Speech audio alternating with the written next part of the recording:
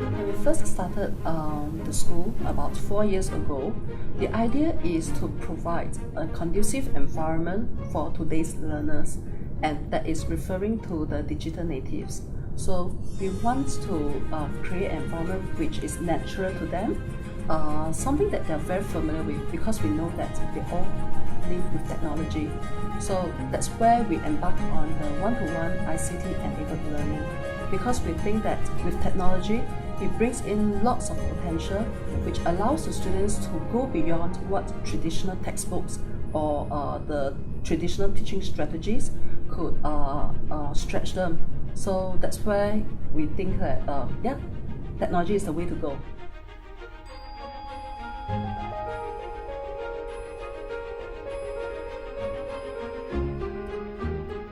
Miss Low has a very exciting, very fun class. It's also very unpredictable.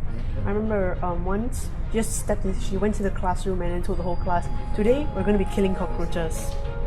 And all of us were like, "Oh my gosh." Okay, what she did was she posted a link on our math blog and then told us to go to the site, and in the end it was something to teach us about linear graphs. We type it down and we'll observe what happens, and you see what happens is by observing it, we're able to remember it much more easily. We actually tried it ourselves, and that makes it really easy to remember. It's become an experience rather than a concept to us, and it becomes really easy to remember, really easy to use. And when we want to figure out how to use it, we just pop in our memory, and there it is.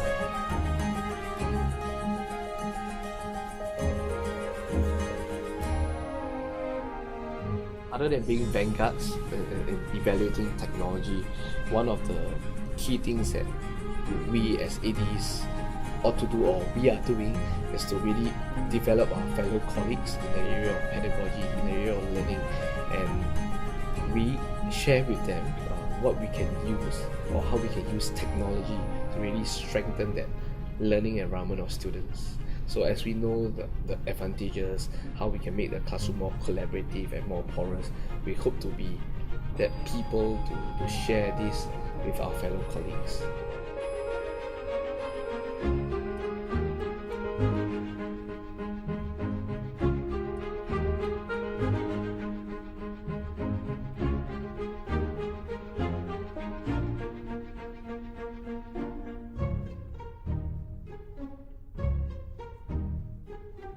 Research, he always teaches us in class, and it has this conviction, and he tells us that there is never a direct cause to something. It's always because of this one small effect, and it grows and grows and grows, and as a result, when it gets too big, what happens is that there are consequences because of that. When we do research, you can't just skim through it, you can't just look at the surface, you can't be shallow, you have to go in depth, and like that you're able to understand more clearly about that topic. You can't just judge a book by its cover like that. You just have to go read its contents. Nobody does that, then how are we going to understand about the world around us? Like integrated humanities, it's a subject where they teach us that everything is connected, everything.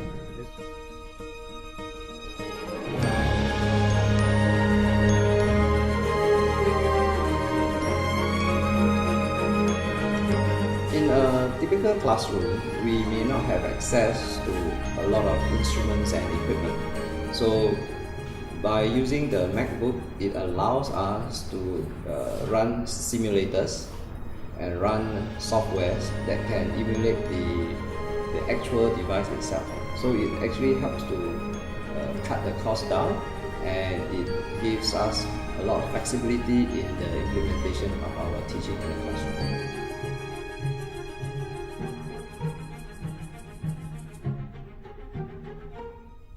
I feel that my school really embraces technology and innovation in this way, because it's really helpful, because it really helps in our learning.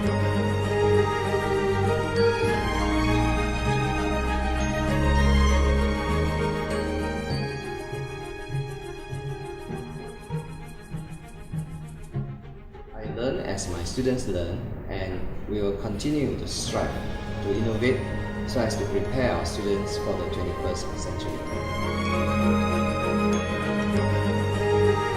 As an Apple Distinguished Educator, I believe that I should be a role model who come with unconventional mindset, being innovative in the way I use technology to bring about value-added learning experience to my students.